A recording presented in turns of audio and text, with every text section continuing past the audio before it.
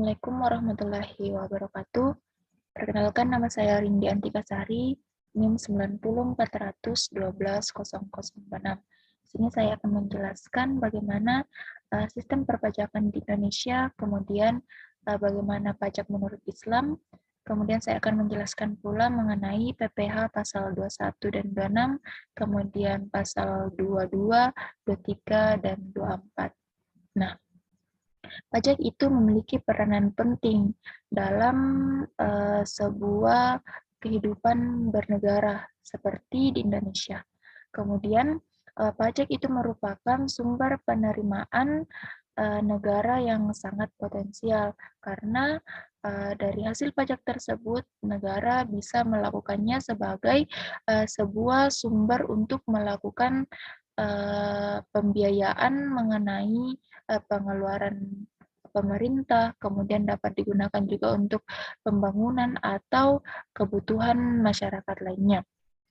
Sehingga di Indonesia itu pajak itu merupakan sebuah iuran yang wajib yang dikumpulkan dari masyarakat Indonesia yang telah menjadi sebuah wajib pajak atau seorang yang telah dapat dikatakan sebagai wajib pajak. Kemudian pajak itu bersifat memaksa menurut undang-undang. Nah, kemudian kalau menurut Islam, pajak itu atau dari bah merupakan sebuah iuran yang dilakukan oleh sebuah negara, namun hanya bisa dilakukan dalam keadaan darurat saja. Seperti jika dalam sebuah negara itu sumber pendapatannya tidak mencukupi, seperti kas negaranya tidak mencukupi, maka boleh dilakukan pajak. Namun apabila kas negaranya itu telah mencukupi, maka pajak itu harus segera dihapuskan. Kemudian saya akan menjelaskan mengenai PPh pasal 21 dan 26.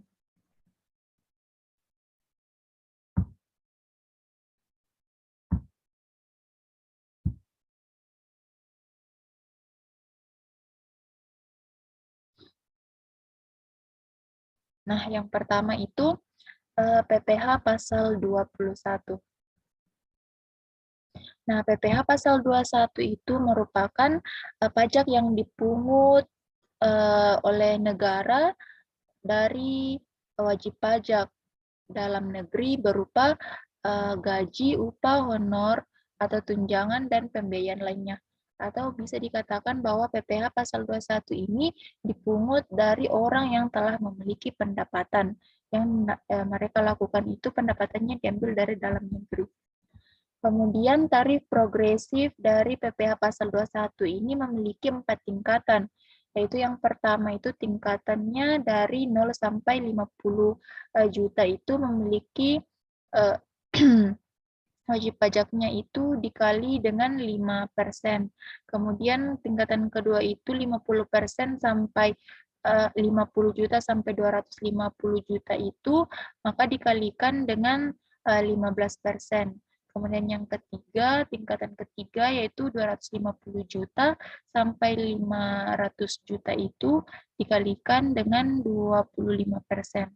Kemudian jika pendapatan itu di atas 500 juta, maka dikalikan dengan 30%. Kemudian dalam pembayaran pajak ini, jika kita tidak memiliki NPWP, maka akan dikenakan tarif itu lebih tinggi 20% dari tarif yang diterapkan terhadap wajib pajak yang memiliki NPWP. Sehingga sebaiknya sebelum membayarkan pajak, maka sebaiknya kita harus membuat atau membuat NPWP terlebih dahulu agar tarifnya tidak lebih tinggi dari penerapan wajib pajak yang memiliki NPWP. Nah, contohnya perhitungan PPh pasal 21 itu seperti berikut. Nah, Pak Dandi itu bekerja di PT Surya, kemudian telah menikah dan memiliki 2 anak. Nah, gajinya Pak Dandi setiap bulannya itu 15 juta. Kemudian memiliki iuran pensiun itu 400.000, maka PPh pasal 21-nya sebagai berikut. Nah, yang pertama itu kita harus mencari dulu penghasilan bruto setahunnya. Nah, penghasilan bruto setahunnya itu 15 juta, diambil dari gaji pokok sebulannya. Kemudian dikurangkan dengan biaya jabatan. Nah, biaya jabatan itu 5% dari penghasilannya. Nah, sebenarnya di sini biaya jabatannya itu 750.000, namun biaya jabatan itu hanya maksimal 500.000. Jadi kita hanya tulis di sini 500.000. Selanjutnya yang dikurangkan juga itu iuran pensiun sebesar 400.000. Nah, jadi total yang harus dikurangkan itu adalah 900.000. Nah, ini 15 juta kita kurangkan dengan 900.000, maka penghasilan neto sebulannya itu 14.100.000.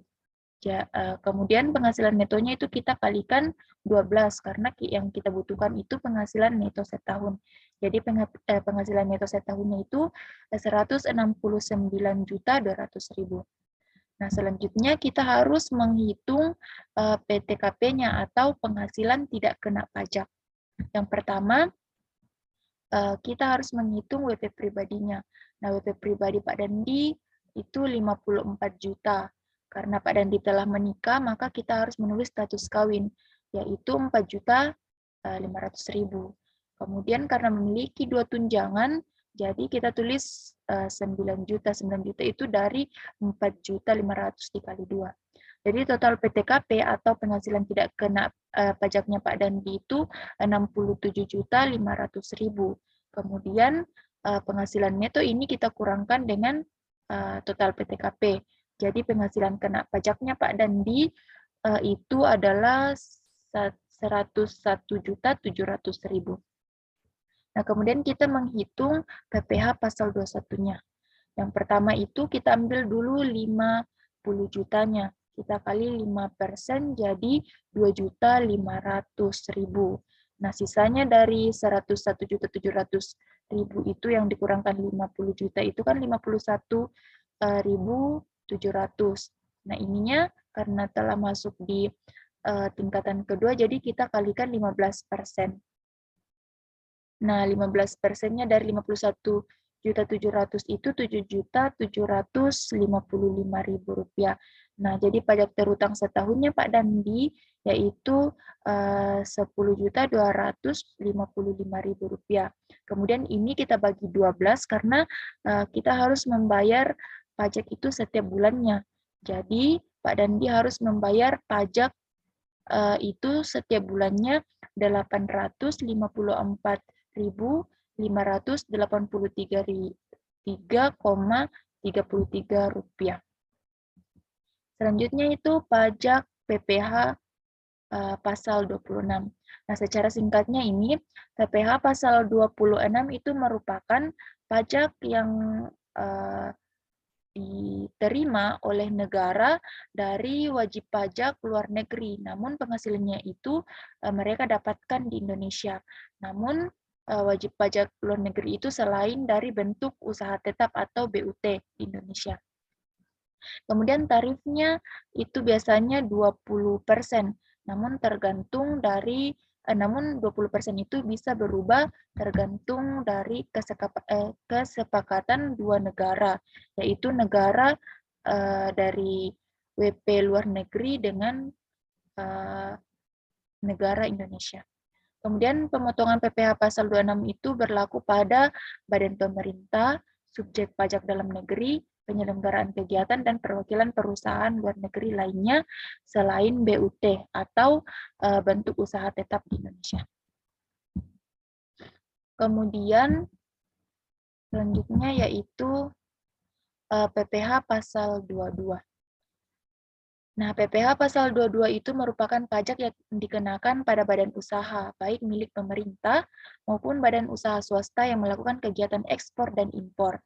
Nah, pajak jenis ini memiliki tarif yang bervariasi, tergantung dari pemungutan serta objek dan jenis transaksi.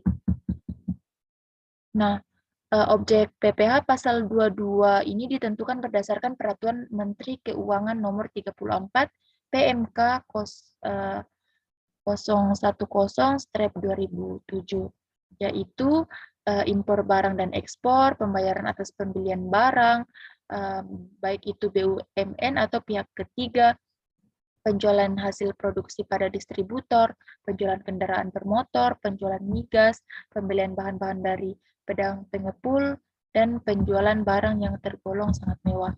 Kemudian tarif PPh pasal 22 itu dapat bervariasi, yaitu kalau atas impor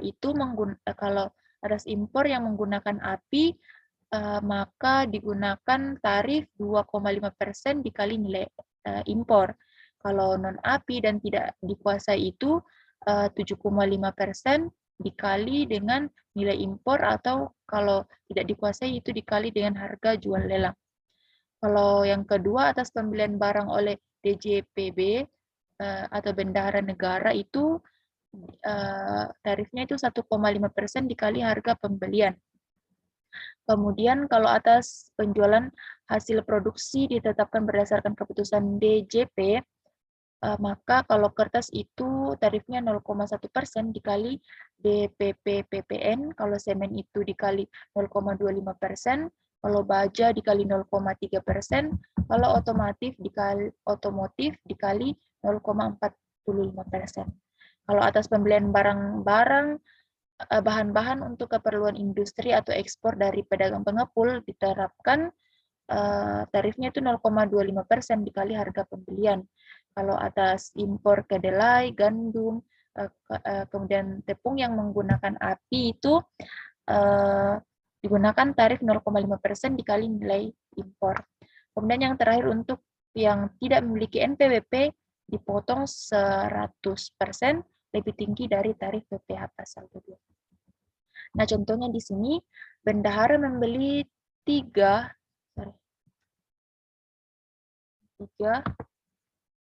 laptop dari PT Sinar Jaya dengan harga 25 juta. Besarnya pemungutan pajak atas pembelian laptop itu sebagai berikut. Nah, harga pembeliannya itu 25 juta. Kalau dasar pengenaan pajaknya itu 100/110 dikali 25 juta. Jadi PPh pasal 22-nya itu 1,5% dikali 25 juta, yaitu Rp375.000. Kemudian selanjutnya PPh pasal 23. Nah, kalau PPh pasal 23 ini merupakan pajak yang dikenakan pada penghasilan atas modal, penyerahan jasa, atau hadiah dan penghargaan selain yang dipotong pada PPh pasal 21. Nah, pihak yang memotong dan melaporkan PPh pasal 23 kepada kantor pajak merupakan pihak pemberi penghasilan.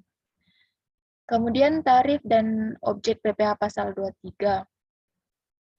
Yaitu yang pertama, kalau tarif 15% dari jumlah brutonya, yaitu dividen, kecuali pembagian kepada orang pribadi dikenakan final, bunga, dan royalti.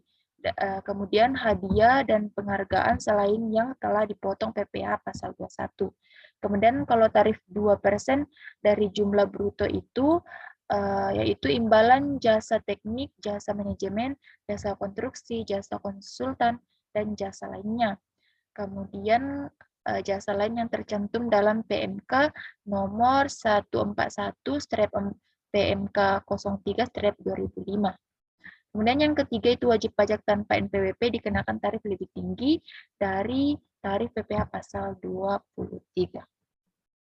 Nah, jenis objek PPh pasal 23 itu terdapat 62 jenis jasa, namun di sini saya akan memberikan 10 jenisnya saja, yaitu yang pertama itu penilai, aktuaris, akuntan atau pembukuan, hukum, arsitektur, perencanaan kota, perancang, pengeboran, penunjangan di bidang usaha atau migas, kemudian penambangan, dan lainnya.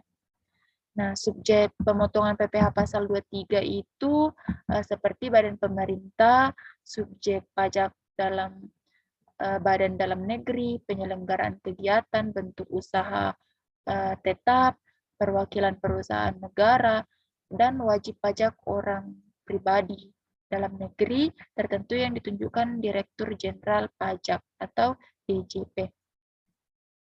Nah, contoh perhitungannya sebagai berikut. Nah, PT Diantika merupakan perusahaan yang bergerak di bidang penerbitan buku dan percetakan. Nah, perusahaan ini melakukan sejumlah pembayaran yang berkaitan dengan PPh pasal 23 kepada beberapa pihak. Dengan rincian yang pertama, pembayaran terhadap royalti 3 orang penulis, yaitu Rindi, Ayu, dan Mutia. Namun Mutia di sini tidak memiliki NPWP.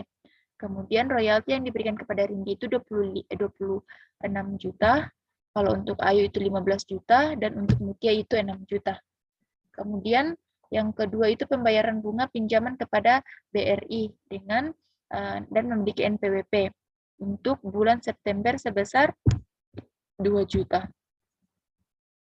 Nah, perhitungannya yaitu yang pertama, untuk pembayaran royalti maka semuanya itu dikali 15. Jadi yang pertama itu dikali 15 dari royaltinya. Jadi untuk Rindi itu 3.900.000, Ayu 2.250.000, dan Mutia 900.000. Nah, karena Mutia di sini tidak memiliki NPWP, maka besar NPWP-nya itu ditambahkan PPh sebesar 100% dengan nominalnya. Jadi tetap ditambahkan 900.000. Dengan demikian, Mutia di sini akan dikenakan potongan sebesar 1.800.000. Setelah melakukan pemotongan PPh pasal 23, penulis akan mendapatkan hasil bukti pemotongan. Kemudian yang kedua itu, untuk pembayaran atas bunga pinjaman pada BRI itu tidak dikenakan PPh pasal 23, karena terdapat penghasilan yang dibayarkan atau terhutang kepada bank dan merupakan pengecualian terhadap PPh pasal 23. Nah, kemudian yang terakhir itu pajak penghasilan pasal 24. Nah, pajak penghasilan pasal 24 itu merupakan peraturan yang mengatur hak wajib pajak untuk memanfaatkan kredit pajak mereka di luar negeri untuk mengurangi nilai pajak terhutang yang dimiliki di Indonesia, sehingga jumlah pajak yang harus dibayar di Indonesia dapat dikurangi dengan jumlah pajak yang telah mereka bayar di luar negeri. Atau pemanfaatan kredit pajak di luar negeri ini dimaksudkan agar wajib pajak tidak terkena pajak ganda. Nah, seperti ini juga pada PPh pasal 26 yang saya katakan tadi, bahwa kan kalau pajak PPh pasal 26 itu dapat berubah dari 20% itu jika terdapat kesepakatan dari dua negara agar mereka itu tidak melakukan atau orang yang kena pajak itu tidak terkena pajak ganda. Nah, kemudian sumber penghasilan kena pajak yang dapat digunakan untuk pemotongan hutang pajak Indonesia itu yang pertama, pendapatan dari saham dan surat berharga, kemudian penghasilan berupa bunga atau royalti, penghasilan berupa sewa, penghasilan berupa imbalan, pendapatan dari bentuk usaha tetap di luar negeri, penghasilan dan pengalihan sebagian atau seluruh hak penambahan atau tanda keikutsertaan dalam pembiayaan atau pemanfaatan di sebuah perusahaan tambang, keuntungan dari pengalihan aset, dan keuntungan dari pengalihan aset yang berupa bagian dari suatu BUT. Kemudian perhitungan PPh pasal 24. Nah, katakanlah di PT ABC itu pada tahun 2007 memperoleh pendapatan neto di dalam negeri sebesar 20 miliar dan dari luar negeri itu 300 miliar. Nah, asumsi pajak di luar negeri sebesar 20%. Jadi total penghasilan yang tercatat adalah 500 miliar, yaitu penghasilan dalam negeri ditambah penghasilan luar negeri. Nah, jadi total PPh terhutangnya itu 25% dikali 50 miliar, sama dengan 12 miliar 500 juta. PPh maksimal yang dapat dikreditkan yaitu dengan cara penghasilan luar negeri dibagi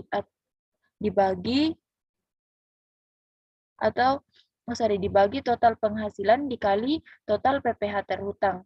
Jadi 300 miliar dibagi 500 miliar, kemudian dikali 12 juta, 12 miliar 500 juta.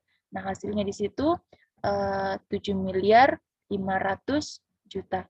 Jadi, PPh terutang yang sudah dibayarkan di luar negeri itu 7 juta, 7 miliar 500 juta.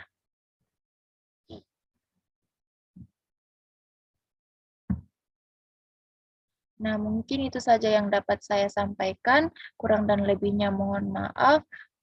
Saya akhiri dan mengucapkan wabillahi taufiq wal hidayah. Assalamualaikum warahmatullahi wabarakatuh.